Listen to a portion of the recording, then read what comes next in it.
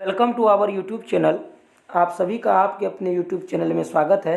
तो चलिए आज हम लोग लेकर के आए हुए हैं मनोविज्ञान अर्थात साइकोलॉजी के कुछ महत्वपूर्ण प्रश्न। ठीक है, और अगर आपको प्रश्न अच्छा लगे तो ज़रूर इसको तैयार कर लीजिए। अगर चैनल पे नए विजिट किए हैं तो सब्सक्राइब कर लीजिए चैनल को, ताकि जो भी वीडियो अपलोड हो आपको तुरंत नोटिफिकेशन मिल जाए। और हमारे चैनल पे लाइव क्लास भी होती है। अभी फ़िलहाल हम लोग नहीं कर पा रहे हैं, लेकिन बहुत जल्द फिर लाइव क्लास लेकर के आएंगे। तो आप लोग तैयार हो जाइए अच्छे से और परीक्षा की तैयारी में लग जाइए। ठीक है, तो हमारा जो ये प्रश्न है क्लास 12 मनोविज्ञान के कुछ प्रश्न हैं जो कि काफ़ी महत्वपूर्ण है। आप लोग एक भी प्रश्न को स्किप ना करें, अच्छे से तैयार कर लें। देखिए पहला जो प्रश्न है वो क्या कर रहा है कि मनोगत्यात्मक चिकित्सा का प्रतिपादन किसने किया। मनोगत्यात्मक चिकित्सा का प्रतिपादन किसने किया? तो इसका जो आंसर होगा सर वो होगा फ्रायड। क्या होगा मेरे भाई? इसका जो आंसर होगा वो होगा फ्रायड ने किया था। ठीक है, फ्रायड का नाम तो मनोविज्ञान में सभी जानते होंगे जो भी साइकोलॉजी पढ़ते हैं। अमेरिका में सिखाए जाने वाले योग को क्या कहते हैं? जो अमेरिका में योग सिखाए जाते हैं उसको क्या कहते हैं? तो देखिए अमेरिका में जो योग सिखाए जाते हैं उसको कहते हैं कुंडलिनी योग। कौन सा योग? कुंडलिनी योग कहा जाता है। Option b is right answer. आप लोगों को समझ में आ रहा होगा। कुछ नहीं करना है, सिर्फ इसको दिमाग में रखना है सर। सेवार्थी केंद्रित चिकित्सा को किसने प्रतिपादित किया? सेवार्थी केंद्रित चिकित्सा को किसने प्रतिपादित किया? तो इसे जो प्रतिपादित किया था उसका नाम है रोजर्स। रोजर्स नाम आपको याद रखना है। साइकोलॉजी की एक मुख्य बात यह है कि इसमें नाम अलग अलग ढंग के होते हैं, इसलिए बच्चे को थोड़ा सा डिफिकल्ट लगता है, लेकिन नाम तो आपको याद रखना ही पड़ेगा। ठीक है, निम्नलिखित में किस मंत्रों के उच्चारण के साथ श्वसन तकनीक या प्राणायाम को संयुक्त किया जाता है? किसके उच्चारण के साथ? तो यही कुंडलिनी योग में। और अभी आप जो प्रश्न देख रहे हैं ये चिकित्सा उपागम का प्रश्न है। किसका प्रश्न है सर? ये चिकित्सा उपागम का प्रश्न है। किस उपागम का? चिकित्सा उपागम, जो कि आपके साइकोलॉजी में एक चैप्टर है चिकित्सा उपागम, इसी का प्रश्न है। ठीक है, चलते हैं हम लोग प्रश्न संख्या 5 के साथ। मनोविश्लेषणात्मक चिकित्सा का संबंध किस व्यक्ति से है? मनोविश्लेषणात्मक, तो बात करेंगे इसका जो आंसर होगा सर फ्रायड होगा। क्या होगा? फ्रायड होगा इसका आंसर।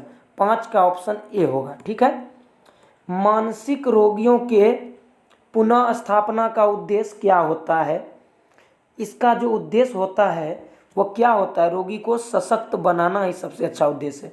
देखभाल करना ये तो ठीक है, लेकिन उसको सशक्त बनाना ताकि वह अपने जीवन को अच्छे से जी सके। ठीक है, ये बहुत इंपॉर्टेंट प्रश्न है। प्रश्न संख्या 7 आप देख रहे होंगे, MBBI कर दीजिए इसको।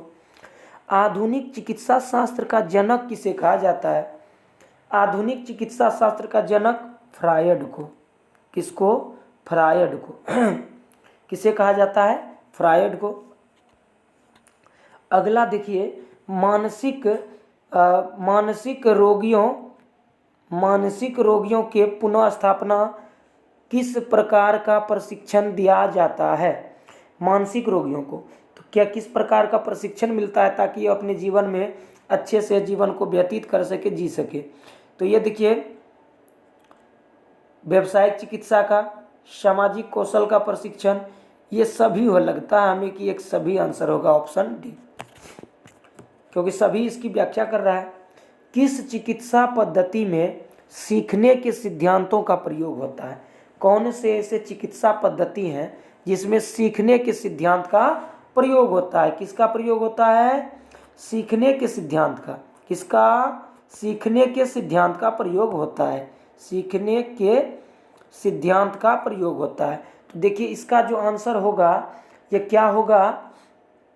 व्यवहार चिकित्सा होगा सर। योग विधि बढ़ाती है। योग विधि क्या बढ़ाती है? भाव दशा बढ़ाती है, ध्यान बढ़ाती है, दबाव उपरोक्त सभी बढ़ाती है। कैसा लग रहा है आपको प्रश्न? अगर प्रश्न अच्छा लगे, चैनल पे आप नए हैं तो ज़रूर जुड़ जाइए अपने चैनल के साथ, और आपको अच्छे से तैयारी करवाएंगे हम, इसकी गारंटी है। आप बहुत सारे वीडियो इस पर अपलोड किया हुआ है, आप ज़रूर देखिए और समझिए।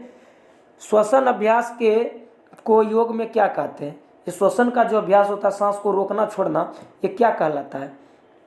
प्राणायाम कहलाता है। क्या कहलाता है? प्राणायाम। और जो बैठने का पोस्चर होता है उसको आसन कहते हैं। इसको हम क्या कहते हैं? श्वसन को ये प्राणायाम कहते हैं। यम नियम अष्टांग योग का नाम आप सभी सुने होंगे। यम, नियम, आसन, प्रत्याहार, धारणा, ध्यान, समाधि। क्या सब बोले हम? यम, नियम, आसन, प्राणायाम, धारणा, ध्यान, समाधि, ये सभी क्या है? हमारे अष्टांगिक योग है। प्रश्न संख्या 12, कर्मिक विषयवेदनीकरण को किसने प्रतिपादित किया? वोल्पन। व्यवहार चिकित्सा किस सिद्धांत पर कार्य करता है? प्रत्यक्षण सिद्धांत पर। ठीक है। सेवार्थी एवं चिकित्सा के बीच एक विशेष संबंध को क्या कहा जाता है? एक विशेष संबंध को क्या कहा? चित्रात्मक शैली कहा जाता है। ठीक है। सामूहिक अचेतन के विषय को क्या कहा जाता है? सामूहिक अचेतन के विषय को क्या कहा जाता है? मनोग्रंथि। क्या कहा जाता है? मनोग्रंथि। प्रश्न संख्या 16 को देखिए, मनोगतिक चिकित्सा का प्रतिपादन किसने किया? इसका जो आंसर होगा सिगमंड फ्रायड। बहुत फेमस नाम है आपके साइकोलॉजी में। सिगमंड फ्रायड साइकोलॉजी का बहुत प्रसिद्ध नाम है। सिगमंड फ्रायड, इन्होंने किया था। चले प्रश्न संख्या 7 की बात करेंगे हम लोग। निम्नलिखित में निर्वचन के विश्लेषणात्मक तकनीक कौन सी है? प्रश्न संख्या 17 की बात करेंगे तो ये देखिए, ए प्रतिरोधी और स्पष्टीकरण, ये दोनों होगा इसका आंसर। ठीक है।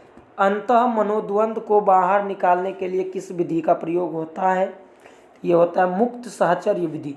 मुक्त मतलब द्वंद को बाहर निकालना, अंतः मतलब अंदर के द्वंद को बाहर निकालने की जो विधि होती है वो क्या होती है? मुक्त साहचर्य विधि होती है। अगला प्रश्न देखिए, प्रश्न संख्या 19, निम्नलिखित में किसके सेवार्थी चिकित्सक की पूजन करने लगता है? किस प्रकार के लोग चिकित्सा के पूजन करने लगते हैं, मतलब डॉक्टर्स के? तो इसका जो आंसर होगा सकारात्मक अन्योन्यरोपण। अन्योन्यरोपण सकारात्मक, किस प्रकार का? पूजना सकारात्मक अन्योन है। ठीक है। 20 नंबर देखिए, मनोवृत्ति निर्माण को कौन सा तत्व प्रभावित नहीं करता है? तो सर इसका जो आंसर होगा आवश्यकता पूर्ति। आवश्यकता पूर्ति। बात करेंगे हम लोग 21 की, तो मनोवृत्ति परिवर्तन में संतुलन का प्रतिपादन किसने किया? तो ये किया था सर मोहसिन ने। ये मोहसिन। 22 नंबर देखिए, निम्नलिखित में कौन रोगी को अपने आप को और अपनी समस्या के स्रोत को समझाने में, बाहर आई समस्या को अपने अहंग में समाकलित करने में सहायता करता है? कौन सा ऐसा तत्व है ये? इस चारों में से देखिएगा, इसका जो होगा ये समाकलन कार्य होगा। समाकलित कर लेना, अपने आप में समाहित करना। श्रेणी आधारित स्कीमा को क्या कहते हैं? दर्शक प्रभाव।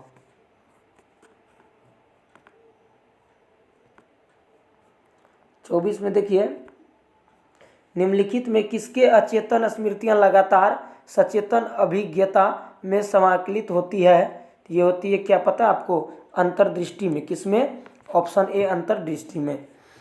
25 में देखिए, 25 नंबर प्रश्न ध्यान से देखिएगा और प्रश्न को पूरा देखिए ताकि आपको समझ में आए।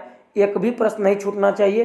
हो सकता है इस वीडियो का अंतिम का जो प्रश्न है वो आपके एग्जाम में दिख जाए, तो इसलिए एक भी प्रश्न को आप नहीं छोड़ें। समय दे पढ़ाई में, थोड़ा सा मेहनत करें, आपको आसानी से याद हो जाएगा और तैयार हो जाएगा प्रश्न। 25 की बात करेंगे सर, निम्नलिखित में कौन सेवार्थी को कष्ट प्रदान करते हैं? तो हम बात कर रहे हैं 25 नंबर प्रश्न की, तो ये होगा अपक्रियात्मक व्यवहार। कौन सा व्यवहार? अपक्रियात्मक व्यवहार। बात करेंगे 26 नंबर प्रश्न की, मनोवृत्ति का निर्माण निम्नांकित में किस कारक द्वारा प्रभावित नहीं होता है? तो ये होगा श्रोता की विशेषताएं द्वारा प्रभावित नहीं होता। 27 नंबर देखिए, अपर्याप्त वैवाहिक, व्यावसायिक, सामाजिक समायोजन की आवश्यकता होती है। कि व्यक्ति के पर्यावरण में परिवर्तन किए जाए, ये किस प्रकार, है ना। तो इसका जो आंसर होगा वो होगा व्यक्तिक, व्यक्तिक ए। और 28 नंबर प्रश्न देखिए, यदि यदि कोई अनुकूली व्यवहार कभी कभी ही घटित होता है तो इस न्यूनता को बढ़ाने के लिए क्या किया जाना चाहिए। तो इसको बढ़ाने के लिए क्या किया जाना चाहिए, सकारात्मक प्रबलन किया जाना चाहिए, इन्फोर्समेंट ना। मनोवृत्ति परिवर्तन में संतुलन का मॉडल किसने प्रस्तुत किया। प्रश्न संख्या 29 और एक लास्ट प्रश्न है 30, इनमें से कोई नहीं होगा इसका आंसर। और आ जाइए, अकॉर्डिंग टू हम ऑप्शन चल रहे हैं। तर्क संवेग तर्क चिकित्सा को किसने प्रतिपादित किया। संवेग तर्क चिकित्सा को किसने प्रतिपादित किया, ये इस वीडियो का लास्ट प्रश्न है और इसका जो आंसर होगा अल्बर्ट एलिस होगा। तो आप सभी को हमने 30 प्रश्न कराया। ये सभी प्रश्न कहाँ से संबंधित है, चिकित्सा उपागम से। आप देख लीजिए, चिकित्सा उपागम साइकोलॉजी का ये बहुत ही महत्वपूर्ण चैप्टर रहा है और इससे प्रश्न आपके एग्जामिनेशन में दिखेंगे ही दिखेंगे। ज़रूर आप अच्छे से तैयार कर लीजिए। और अगर वीडियो अच्छा लगे तो हम एक बार कहेंगे आपसे, लाइक शेयर सब्सक्राइब करिए ताकि ज़्यादा से ज़्यादा बच्चों के बीच पहुँचे और सभी को लाभ मिले। तब तक के लिए टेक केयर, पढ़ते रहिए। Thanks for watching.